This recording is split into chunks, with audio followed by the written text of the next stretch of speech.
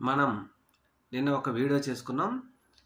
కాంగ్రెస్ పార్టీలోని చాలామంది సీనియర్ నాయకులు వైఎస్ఆర్ కాంగ్రెస్ పార్టీలో చేరడం కోసం రెడీ అవుతున్నారు. వారిని చేర్చుకునే విధంగా తెర వెనుక రాజకీయం నడుస్తూ ఉందని మాట్లాడుకున్నాం. అలాగే ఈరోజు సింగమనల నియోజకవర్గం సంబంధించినటువంటి పిసిసి అధ్యక్షుడిగా, మంత్రిగా, 2 సార్లు ఎమ్మెల్యేగా పనిచేసినటువంటి శైలజానాథ్ గారు వైఎస్ఆర్ కాంగ్రెస్ పార్టీలో చేరడం జరిగింది. వైఎస్ జగన్మోహన్ రెడ్డి గారి సమక్షంలో.